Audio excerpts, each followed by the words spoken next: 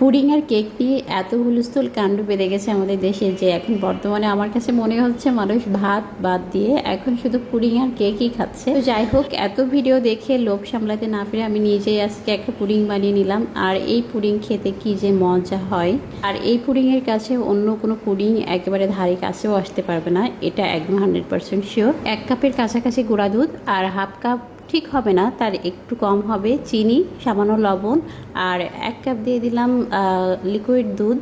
আমি 2 কাপ গরুর দুধ চাল করে 1 কাপ করে নিয়েছি। আর একটু ভ্যানিলা এসেন্স দিয়ে দিলাম। ভ্যানিলা এসেন্স যদি হাতের কাছে না থাকে তাহলে 2টা এলাচ একটু ফেটে দিয়ে দিবেন, তাহলে হবে।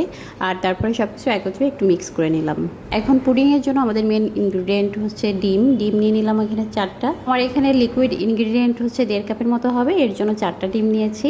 আপনারা পরিমাণ অনুযায়ী ডিম বাড়িয়ে কমিয়ে নেবেন। এখন দুধ আর ডিমটা খুব ভালো করে মিশিয়ে নিচ্ছি। আর আপনারা চাইলে কিন্তু শুধুমাত্র গুঁড়া দুধ দিয়েও করতে পারবেন। 1 কাপ গুঁড়া দুধের সাথে 1 কাপ বা 1.5 কাপ পানি মিশিয়ে দিবেন। অনেকে বলেন গরুর দুধ দিয়ে পুডিং বানালে ফেটে যায়, যাদের ফেটে যায় তারা একটু কমেন্ট করবেন, আমি নেক্সট টাইমে গরুর দুধ দিয়ে একটা পুডিং বানিয়ে আপনাদের সাথে শেয়ার করব। এখন পুডিং এর জন্য আমরা ক্যারামেল বানিয়ে নিব। তার জন্য এখানে 3 টেবিল চামচের মতো চিনি আমি জাস্ট পাতিলের উপর রেখে দিয়েছিলাম, এটা অটোমেটিক্যালি মেল্ট হয়ে গেছে। আর যখন কালার চলে এসেছে নামিয়ে নিয়ে সেট করে দিয়েছি একটা পাত্রে।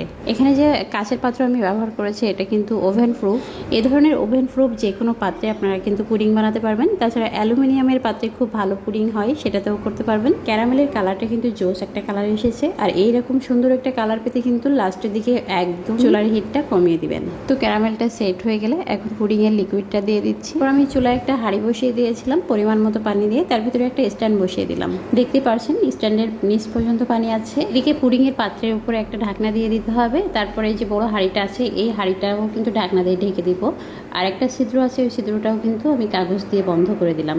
এখন গুনে গুনে 21 থেকে 22 মিনিট সময় লেগেছে আমার। এটা খুব বেশি সময় লাগে না এই পুডিংটা হতে, 25 থেকে 27 মিনিটের ভিতরে কিন্তু হয়ে যাবে। বেশি ওভারকুক করবেন না। পুডিংয়ের সাইজটা যদি আরও একটু বড় হয় তাহলে 25 মিনিটের মধ্যে হয়ে যায়, তার বেশি সময় লাগে না। তো যাই হোক, এখন আমাদের পুডিংটা আমি জাস্ট ঠান্ডা করে নামিয়ে নিলাম। তাহলে ফ্রিজে 1 ঘন্টা রেখেও আপনারা এটা কাটতে পারেন। তবে আমার কাছে এই পুডিং ঠান্ডা গরম যে কোনোভাবেই ভালো লাগে। এখন জাস্ট মোল্ড আউট করব। আর মাশাআল্লাহ এত সুন্দর পুডিং হয়েছে, মানে অপূর্ব একটা লুকস ক্রিয়েট হয়েছে, তাই না?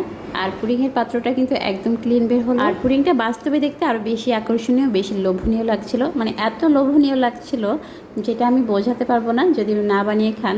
একবার বানিয়ে খেলেই বুঝতে পারবেন কতটা লোভনীয়। তো যাই হোক, আজকে ভিডিও দেখে যাদের যাদের লোভ লাগছে তারা কিন্তু অবশ্যই বাসায় ট্রাই করবেন, তাহলে আর ওই ভাইরাল পুডিং খেতে আপনাদের অত দূরে ছুটে যেতে হবে না, বা আফসোসও করতে হবে না যে আপনারা যেতে পারলেন না, খেতে পারলেন না, শুধুমাত্র ভিডিওতেই দেখে গেলেন। ভাইরাল পুডিংয়ের দাম যদি 100 টাকা হয় তাহলে নির্ঘাত এই পুডিং আপনারা 200 টাকা দিয়েও কিনে খাবেন, এত মজা হয় এটা। মেজারমেন্ট ঠিক রেখে অবশ্যই বানানোর চেষ্টা করবেন, সবাই সফল হবেন। কারণ পুডিং বানানো একেবারে পানির মতো ইজি।